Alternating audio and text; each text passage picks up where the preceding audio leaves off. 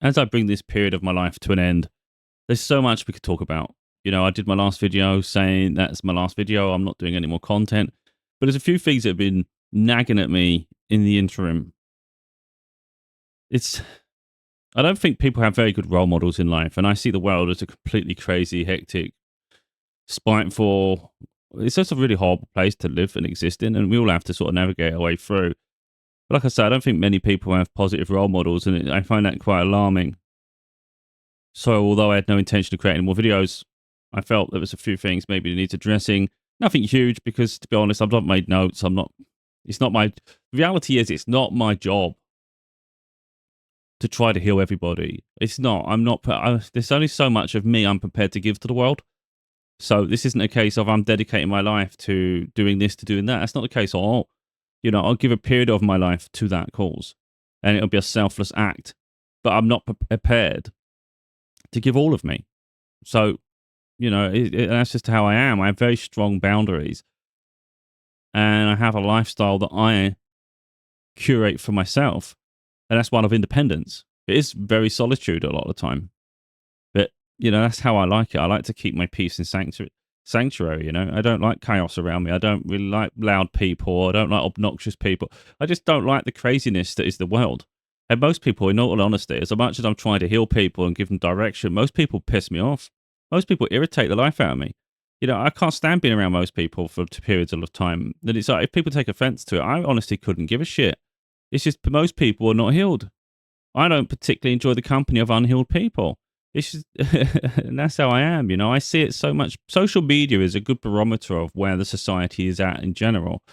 Now, I came very close to deleting social media even yesterday and today. And the only thing, and this is genuine, the only thing that actually keeps me on social media is my daughter. Every time I've left, I've missed her content. Even if it's just one video she posts, it's like I don't get it. And it annoys me because I want to see it, because I love the things she reposts. I get to see where she's at the moment in terms of her mindset, principles, and all these different things based on the content she shares and also the content she creates. Of course, we have personal conversations, but you get a more intimate insight into her. And I like that. Yeah, there's other aspects in terms of I get to see where society's at and you get to keep up with the news. But in all honesty, I don't even mind switching off from all that shit. I don't need to know what's going on all the time. So the only reason I'm on social media at all is only so I can see my daughter's content and we can interact that way. But that's the only reason. So, I mean, a big part of me just wants to get rid of the whole thing. But she's the only thing that keeps me tied to it. And then through that, of course, I see other people's content, and that it's impossible to go through every aspect of life, society, and the way people behave. But if there's one thing I can just really empower people is really focus on your own life. Don't obsess about other people. I've never understood it. It doesn't make sense. Obsessing about other people does not empower you. It doesn't elevate your life. And I don't understand how it's entertaining either. Like, I can't even see the entertainment in it. It makes no sense. To gossip about people and make your life dedicated to be in the shadow of someone else, it is so irrelevant and it's just pointless. Absolutely pointless. I see some content creators are constantly doing a commentary on other content creators. So that's all their content is. It's a running commentary of what someone else is doing. I'm like, how sad and pathetic are you? Like, that's ridiculous. What a waste of life. Time and life. I don't get it all. It's like, because not to say everybody, but the majority of people on social media are just constantly seeking validation and attention. Two things of which you don't even need.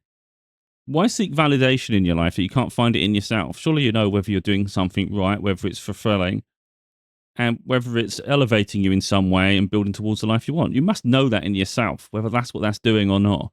So is it stifling your progress or is it helping you? Because it goes all to the other side, to the attention side. What's so important about having other people's attention? Why crave that? How does that help give you value? Like, it makes you feel good about yourself. I don't understand that. If 1,000 people were congratulating you or giving you a pat on the back, it's like, what difference does it make though? Like, I don't understand. Okay, I just don't understand any of that because I don't have it in me that I care about it. So I don't need people to praise me. I don't need people to kiss my ass. I don't need none of that. The only reason I get fed up with what I do is because I do what I do to help people. And I don't feel it's helped anywhere near enough people as what it could have done. That's where the frustration is. And again, I do talk about the financial side. It's frustrating when you're always going from moment to moment, struggling financially. That doesn't seem very fair, considering the time and effort and I've put into this and the sacrifice. But I'm not here to compare with other people. I see a lot of people, again, they sell outs and they get things a lot easier. It seems to be the way this world is. If you decide to sell out, go down a negative path, it seems things happen quickly for you. Like you can gain quite rapid. That's very unbalanced. But then that just shows me the state of the world in general. But if you take away all of those things, the frustrations, the things that ain't fair and all this nonsense, you just take it away and just say it doesn't matter. Who are you as a person and what do you want for yourself? That's ultimately what we have to do. That's really, really, really where we need to be in life. So all the other metrics that everybody else lives by is so irrelevant. That rat race to be noticed on social media. For what purpose? This is fads. Social media will come and go. There'll be a period. I actually think there'll be a period when people will just completely phase it out. It will be irrelevant. It got to the point where people just embraced and enjoyed constantly sharing with other people. It was like it was new to become a trend. I think there's going to get to a point where people are going to be more reserved and more private. They're going to focus more on cherishing the little moments and not feel the need to involve everybody in all aspects of their life. Because then, if you think about it, that cherishing of the moments and not oversharing, it makes it more sacred. It makes it more valuable. Because then perhaps curiosity makes people more intrigued. So I think that's going to be more valuable to people. It's going to be having their privacy, not cameras on them all the time and all this nonsense. Again, it's really important that we curate the life we want for ourselves. I see a lot of people will say, I prefer, like me, I prefer the 90s. Some people say, I prefer the 80s. I was born in the 80s.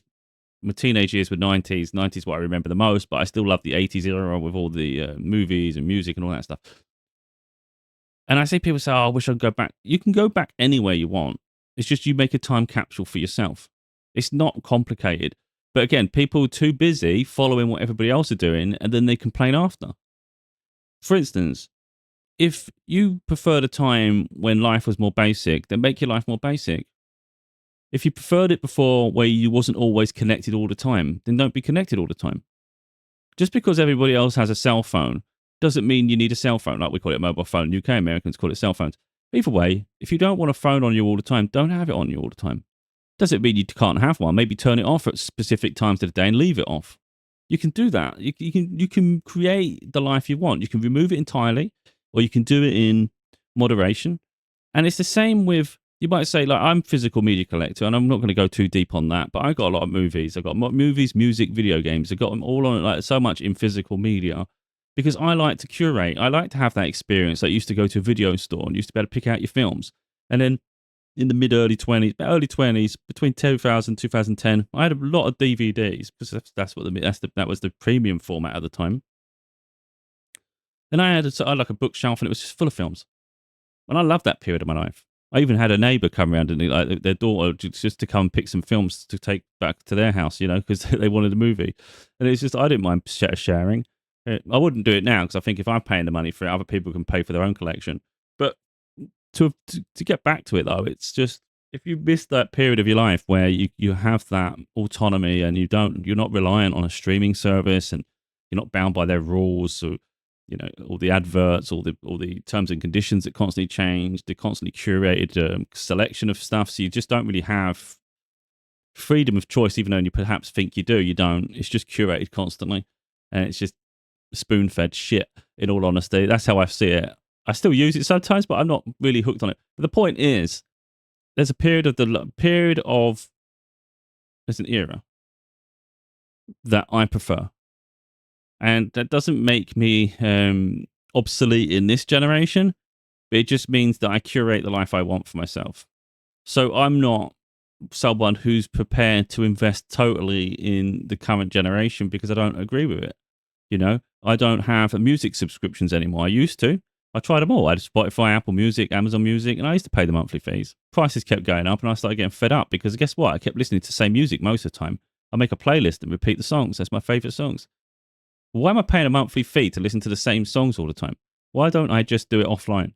So I've got an offline app on my phone, and I have the music I want stored on my device. So now I treat by using that app, I treat my device like an iPod. I don't pay anything monthly. It's just there, and I can listen to it whenever I want for the rest of my life. I know that's one aspect of life, but it's just it's an important part, isn't it? Because it's how we live our day to day, and it's the fundamentals of how do I want to live. I don't spend my life gossiping about people. I've got no interest in that shit. It doesn't it drains me more than anything. It doesn't interest me at all. You know. And yet I see some people that live their life gossiping, and if you actually look at the people who gossip, and you actually look at the confidence they have, they're not confident at all. Usually, those who gossip shout all the time. They're very loud, obnoxious people. They do that to to validate their experience. They're trying to validate themselves to be accepted and their opinion to be valid. Confident people don't need to raise their voice all the time. So anyway, why I see it is when people gossip all the time, I see that individual is vicariously living through someone else's experiences. And that's why they obsess so much, because they're not living themselves. They have no direction, or they have no confidence in themselves. So it's this constant having to obsess about other people's lives. Whether it doesn't matter what it is, whether it's a celebrity they're obsession about, whether it's a family member, whether it's anything else. I have no time for any of that shit. So anyway, I'm not saying my life is perfect, but I have direction, and I create my little peace and sanctuary. Now, we all carry trauma. We all have moments in our life that maybe there was a period where you go, that was the perfect period. And then life moves forward, and maybe you don't regain that again. But it's like, okay, that's okay. Everybody has a period of their life that was probably the best period of their life. Something happened recently, and I've been thinking about it quite often in my own life with my mum. My stepdad passed away in 2017. So, what we at? It's 2016. So it's quite a long time ago now. We think about it. 2017 and we're in 2026. That's what, 9 years ago? Time goes so fast. It's insane. And she copes. She's very strong as she copes for it. It's a hard loss to cope. But what it's done, it's stopped her home. And it's not even just him going. It's the kids growing up, So her grandkids are growing up. We've all grown up. And it's become a very different environment at her home. It's still nice when you visit. We still have a laugh and things, and she might have the odd friend come over, but it's not the home that it used to be. And I saw someone else recently post something similar to say, one of the things people don't talk about enough is when it goes from this to this. You've got kids running around the garden, and all of a sudden it's silent. And it's just, that hits home. And I noticed that over the past few years that, things have changed. I carry a trauma with me that I don't know if I don't talk about all the time, but it's always there under the surface. And sometimes something will trigger me. And that video that actually did trigger me, it bothered me a lot, because I saw another video that come up as well, and it just said about it's not being separated from your being separated from your children hurts, like when parental alienation, and when you go through like this like divorce or whatever you want to call it, and you got separation. It's bad enough being separated from your kids, but it's not just that. It's also the life that was taken away from you. And that's when that hit with me hard, because under the surface, that will always bother me. It's like I make peace, I change my direction, I go on with this goal and I go on with that goal. I wouldn't want the people back in my life that left. I've got no interest at all. I've outgrown them. I'm not interested in them. It would just be chaos. It's not that. But it's reminiscing of the period of life you had, though. And it was during that period a really, really fulfilling period of my life, I got my daughter, I got my stepdaughter, got a partner. And then we visit my mum's home. We put paddling pools out, we put like all sorts of stuff. We got like water sprinklers going off and stuff. And we got the dogs running around. So it's like, it was really, really lively.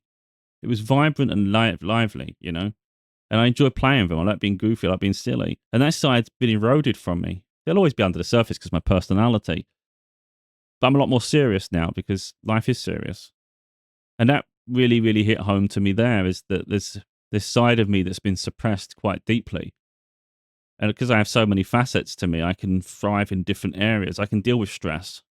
I can deal with trauma. I can deal with difficulties and challenges. I'm very good at finding ways out, like finding solutions to problems.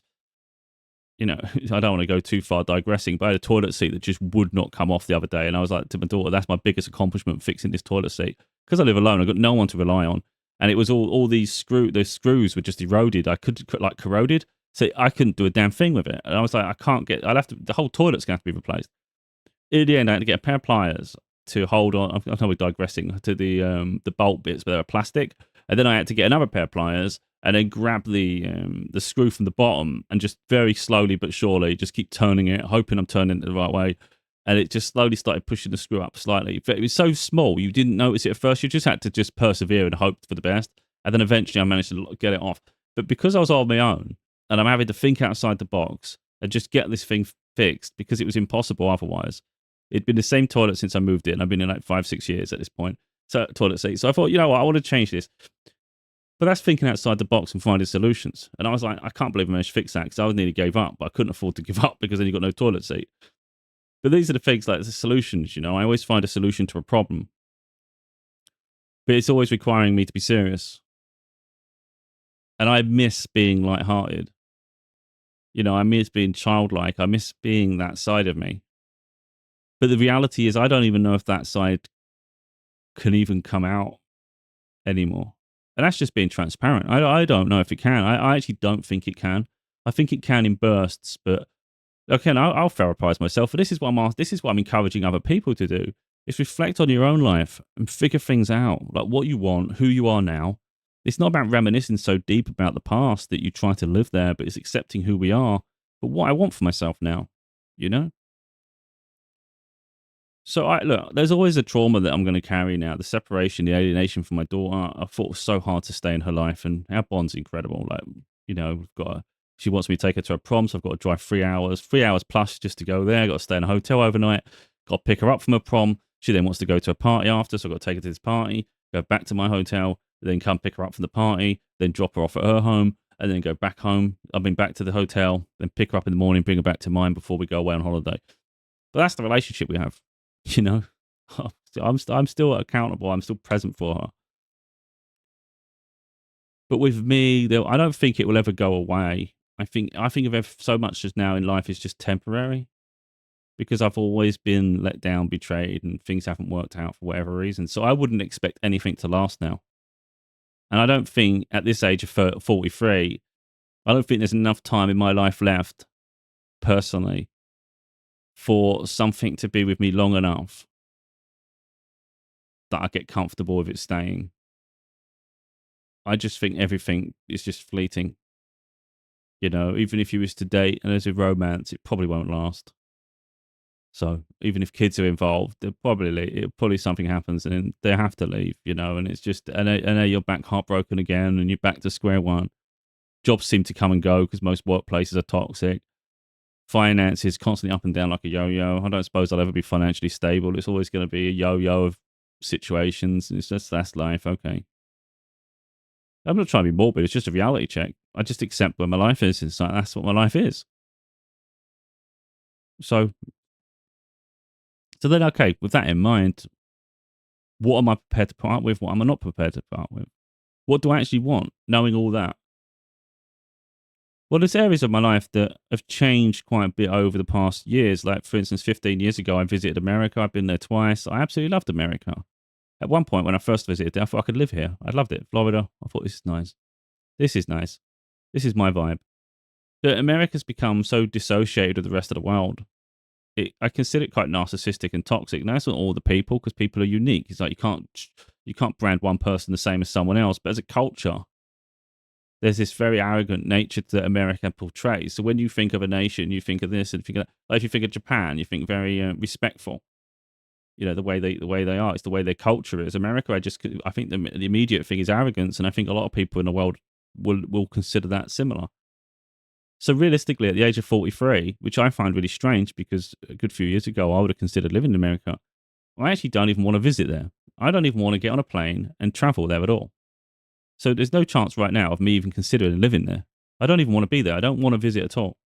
I'm more comfortable and happy to spend my life in the British Isles. So that's between Ireland, England, Scotland, travel around, see different parts of where I call home, and Europe. I love Europe. I'm happy just for that to be my area. And then I think about if you was to move away for any reason, all these things, I'll be further from my daughter. Well, I don't want to be separated from my daughter. You know, it's been beautiful watching her grow up, seeing her resilience, seeing her grow into herself, and I don't intend to miss any of it, quite frankly. You know, it's been really, really nice to watch her evolve. At the moment, she's going through a period where, you know, she's about to finish high school, go off to college. There's still a boy she likes. And she gets these spiritual, she gets these readings on social media.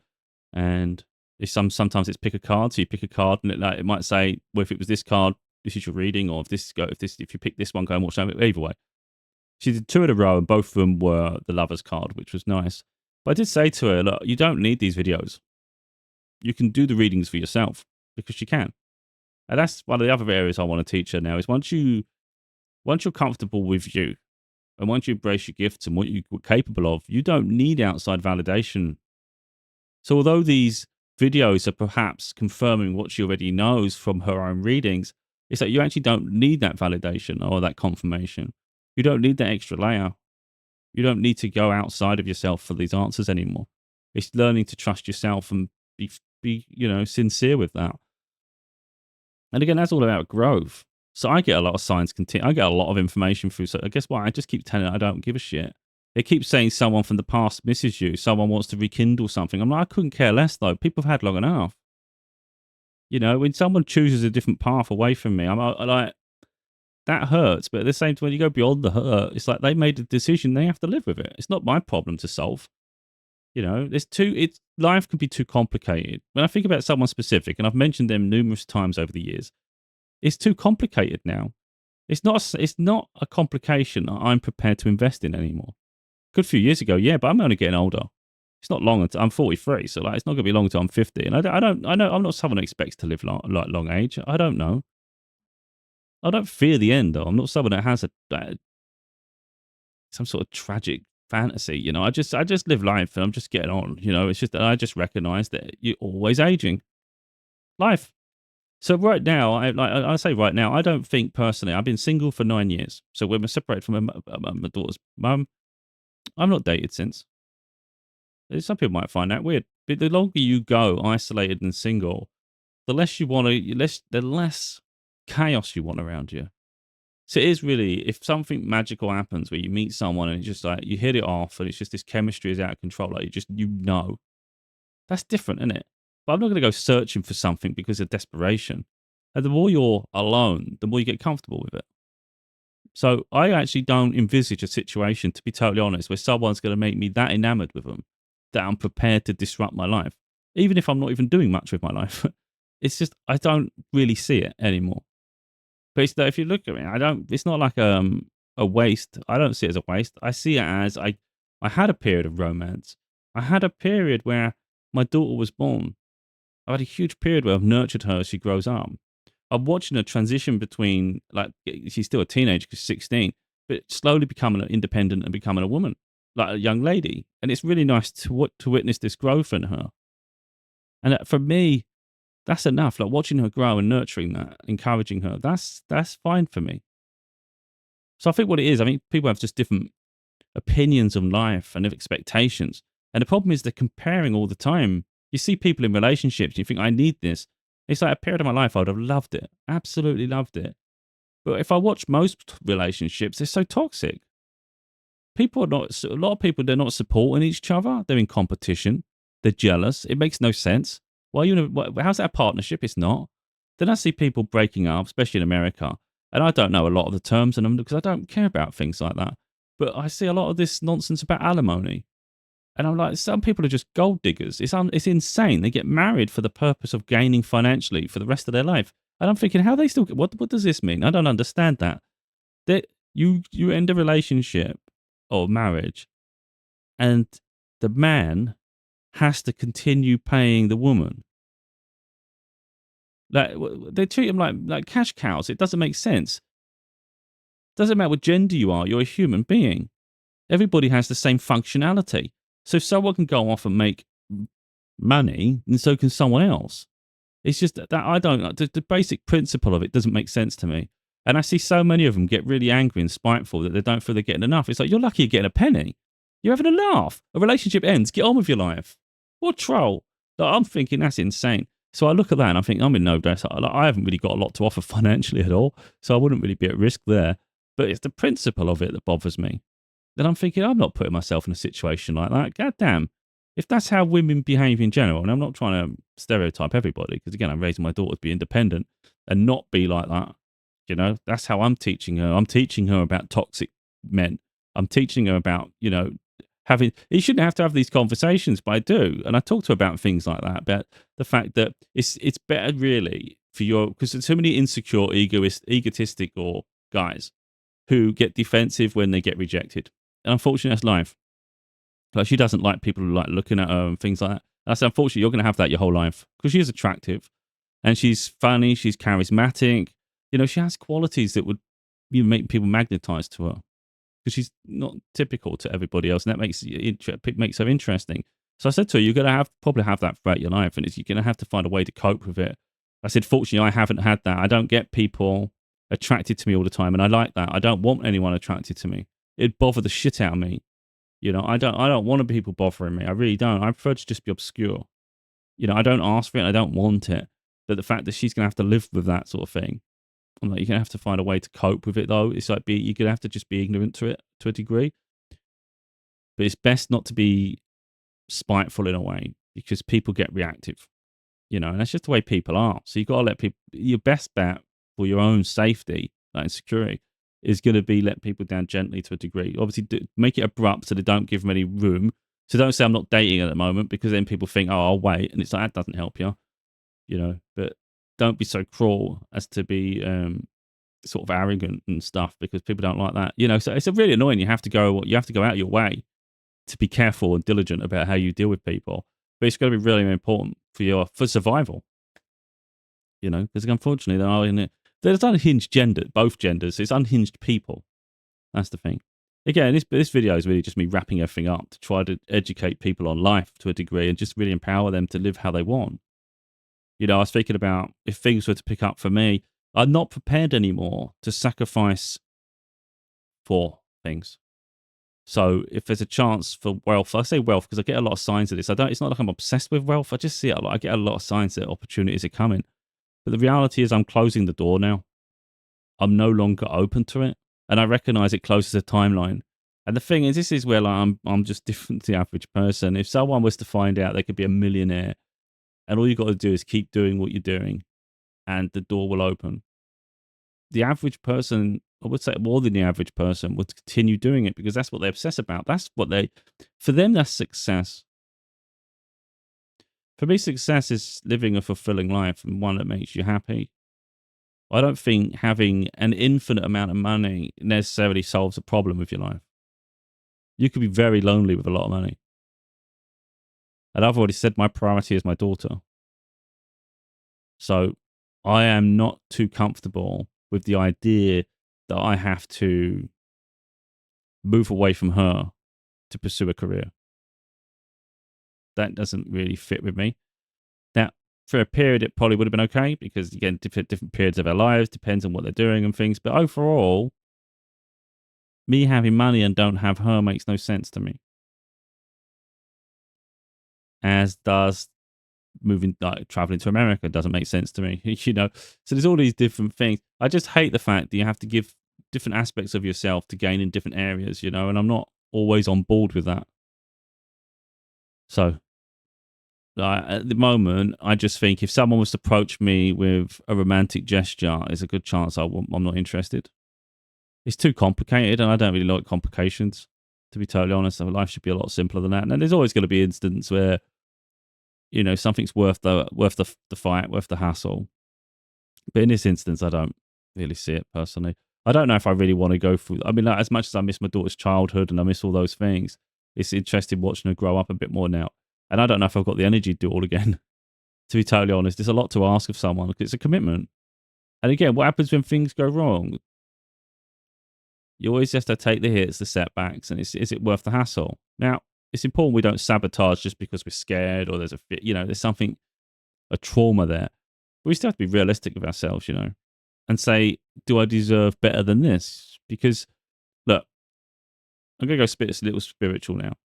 I do get a lot of signs about twin flame. Twin flame is someone who you're divinely It's like a divine connection. It's someone you're supposed to be with in this lifetime, or it's a connection that transcends multiple lifetimes. If you go deep enough, it's a split soul. So when you finish on this plane of existence, it will reunite when both entities extinguish on this earth. Your soul will be whole again on the other side. So let's say me and them are a split soul. We're the same in different bodies and different experiences, and it's going to help us elevate the soul faster or whatever. That's what it could be. I mean, there's so many nuances to it.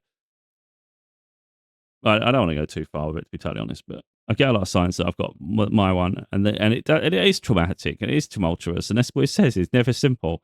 But the reality is, I'm very stubborn. I'm a very stubborn individual, and I don't want to seem like a crazy person, but I do say to the universe, if you planned all this shit, you fucked up, because I was happy enough for the stars to align and things to work out a few years ago.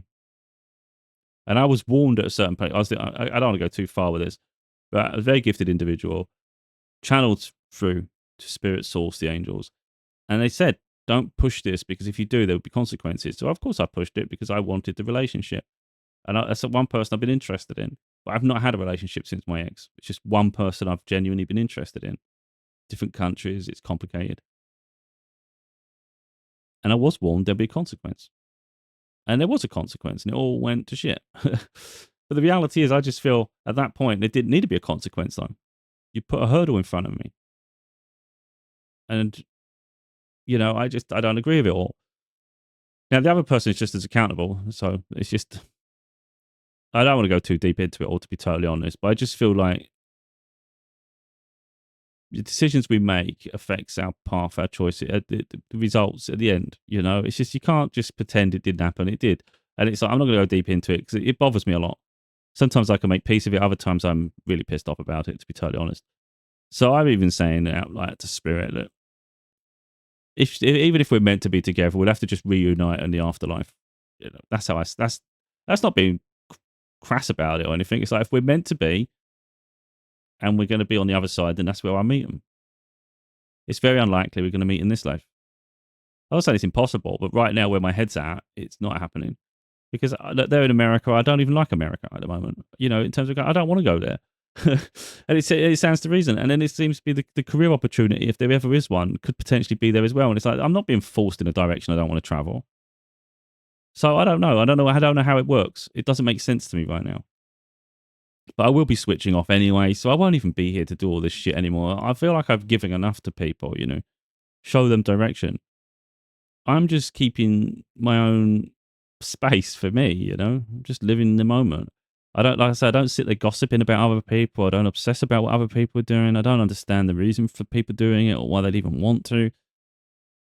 What's to be gained? It's just shit. It's so much on social media bothers me all the time. Everybody just wanting to be famous. Everybody just wanting attention.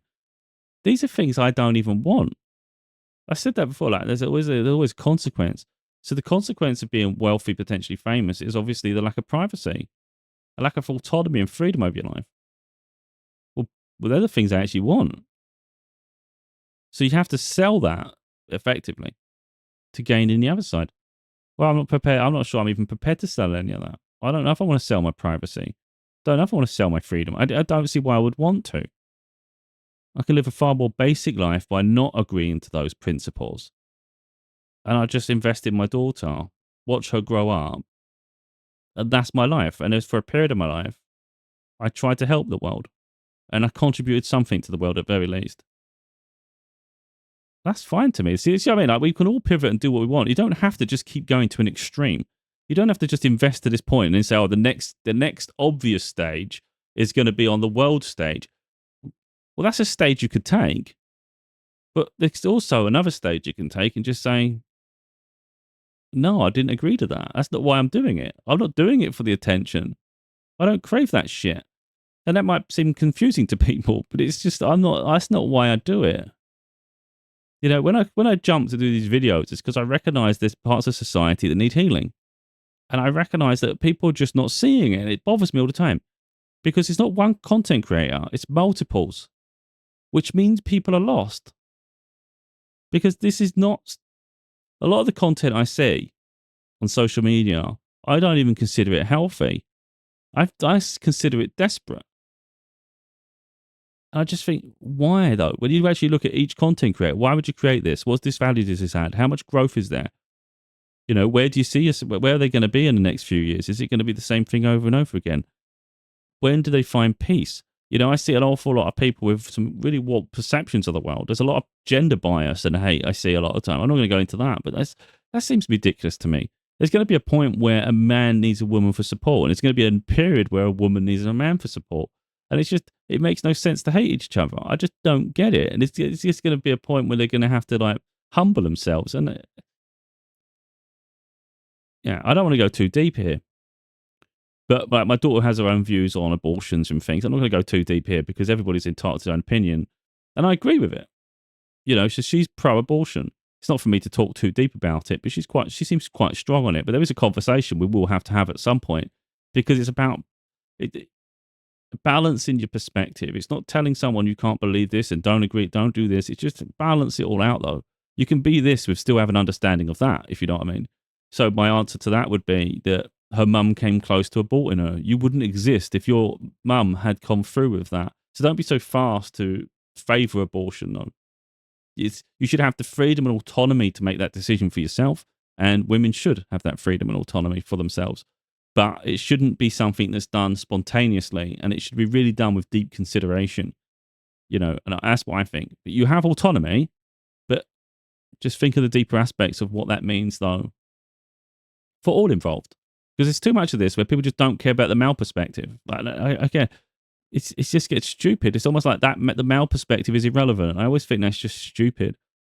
Because women then seem to get very, again, I know this side's going to piss people off because people do get defensive. Everybody has autonomy. So if a female woman decides, I want to have an abortion, I don't want this and I don't want that, it's then expected that the male supports them in that.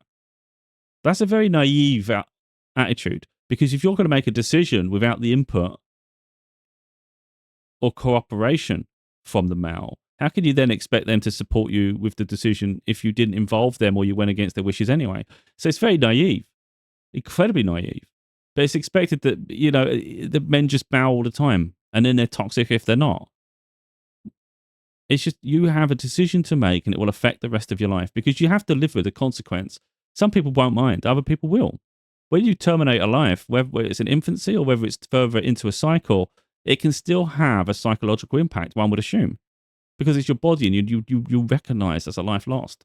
Now, you might, again, it's not to say one thing's bad or, I know we're going completely off track, but this is another area of life that people really need to take a deep thought on. So I've always been transparent about my situation. I was pro-choice for my ex-partner, but in my life, I want my children. If it means a relationship ends as a consequence, then it has to end as a consequence, you know. And it's only and that's just how I live. I'm just different to so many people. I consider it sacred.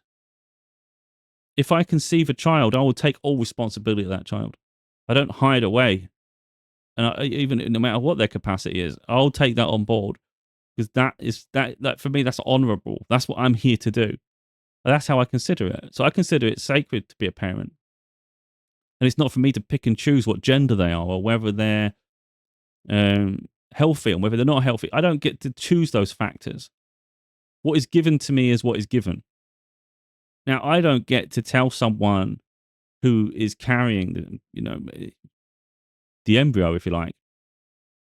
I don't get to tell them what their choices are, though.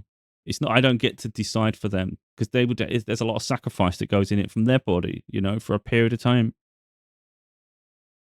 And the idea for a lot of women that you would prioritize the child over them makes them insecure, and they think, you never loved me. It's not a case of that at all. It's not understanding how sacred a child is, though. I consider this a child unconditional love. Whereas relationships can come and go, and people might not like it, but that happens. A bitter argument can end the whole thing. A bitter argument with your child isn't going to end the relationship. You know, you do it enough habitually, then of course it becomes toxic and fragmented. But your child is a bond, a deep bond. So If my ex didn't want to have a child, but she's prepared to continue with the pregnancy, I will take on the responsibilities of the child. So it just, for me, it goes beyond that. Now, she changed her mind at the very last moment when I agreed to do everything, like everything. And I did. I stood up. I did everything. I was the one out late at night doing the nappy changes. I was the one doing the bottle. You know, I'm not saying she never did anything, but I was the one majority of the time doing most of the things. And it's just, that's how it is. And my daughter, our relationship is incredible. But if you go back, there was a time where there was a very, very real prospect of her terminating a pregnancy, and my daughter wouldn't be here. We wouldn't have had this experience together. We wouldn't have all this growth. It wouldn't have happened. And that's what we forgo. Again, I'm not here to tell people what they should or shouldn't do, but I can decide for myself. So I made it clear to my ex-partner at the time, I will support you with this. If you decide to terminate, I'll support you with it. And I did. I drove all the way into London. I don't like London. It's too busy. It's chaotic. I don't like big crowds. And I drove all the way into London, all the way to the clinic.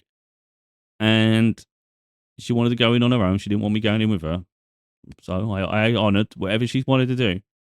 So I waited for her in the car park as she was going in. She got a phone call. She phoned her mum. I don't know what happened. But anyway, then she come back to the car and I said, well, okay, I'm going to keep this child, but you have to agree to do everything because I don't want to do it all again. That was the agreement.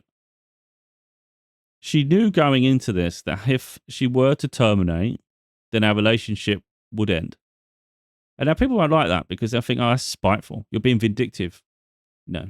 It's like people sugarcoat shit too much. I've already made it very clear, and I made it clear to them what it would mean to me. And that is sacred. I would have to... I don't want to say it in these words because I don't think it's fair, because I think people will take it out of context. But to me, it is the murdering of my child. Even though I haven't met them yet. That's how I perceive it. And it's that bad to me in my own self that I never got to meet them. I never got to raise them. I never got to give them a cuddle or a hug. It's all these, this is what would play out in my head. So people might not like it and think, oh, that's very No, you don't understand the trauma. And I knew the trauma I have to cope with for the rest of my life. So someone can make a decision. Like I said before, someone can make a decision and it doesn't affect them. They won't think about it much. Someone else can make, but then someone else, maybe they do overthink it. For me, I knew it would have bothered me for an entire lifetime. I'd been thinking about what they would have looked like, all the things we could have done, and it was taken from me. And I had no control over it. You know, and I have the right to feel that way. So if someone thinks, oh, you should just, why should I be in a traumatic relationship where I'm having to cope with something that someone else felt comfortable doing? It's just, you know, you're damned if you don't.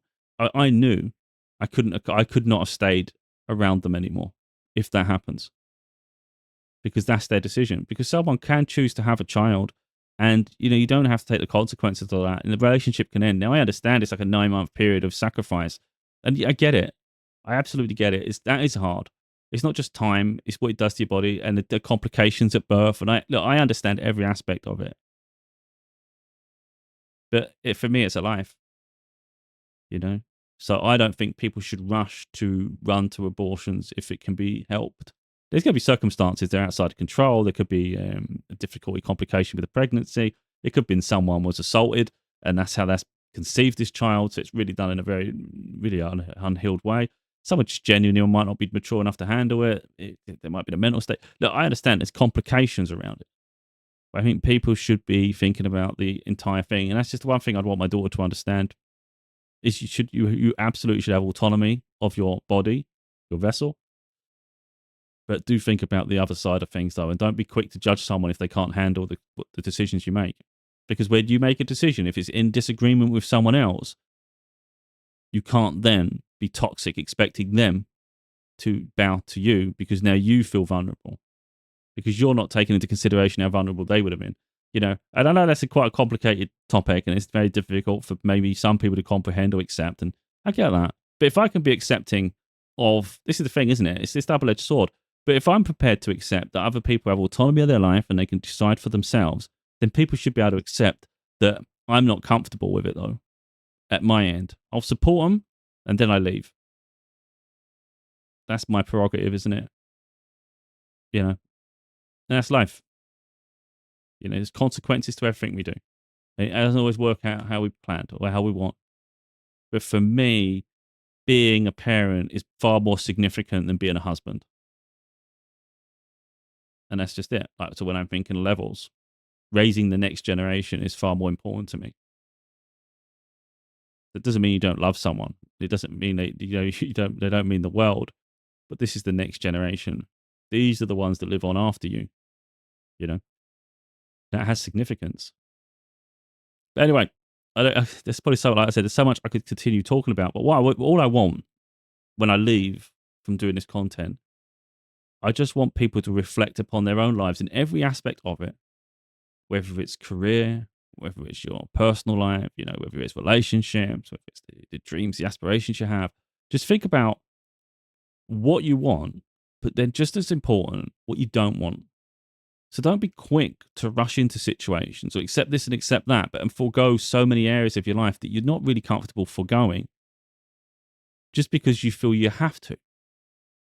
Because that's not always the best way forward, is it? So if you feel so strongly that an area of your life you don't want to change, then don't change it. Just because someone waves money in your face or they wave their body in your face, whatever it is, doesn't mean you need to be tempted. I think the biggest out of all of it is consider where you would have a regret, because that's really going to say a lot. Would you regret turning someone down if it meant disrupting your peace? Probably not, realistically, because at least you still have your peace. If someone disrupts your peace, now you're not peaceful, and now you just got chaos around you. Maybe they're not aesthetically pleasing. I don't see the point of that personally. That'll become tiring quite quick. It'll give a headache. Likewise, maybe you get a load of money, you've got wealth, you've got status, you've got privilege, blah, blah, blah. But now you don't have privacy and you don't have all the little things in life that matter to you the most. So you've had to forego the things you wanted and the things you've been building and the stability, that maybe the little things that really make up really your happiness, to follow a dream that's a bit superficial. Of course, there might be a happy balance in between all of that, but who's to say? But I'm not going to keep rambling now because I do have a delivery coming today and I don't really want to miss it if I haven't already missed it. Who knows? Because I've got my headphones on, I can't hear shit. Like I say, I'm not going to keep doing a lot of videos. I just saw little gaps in life. And I haven't covered half of it, to be honest, because I made no notes and I'm not going back on social media to look, because I'm not actually going to keep logging into social media now. I'll only ever log in just briefly to see what my daughter's doing. But every time I watch people now, I keep scrolling off and getting fed up with people in general.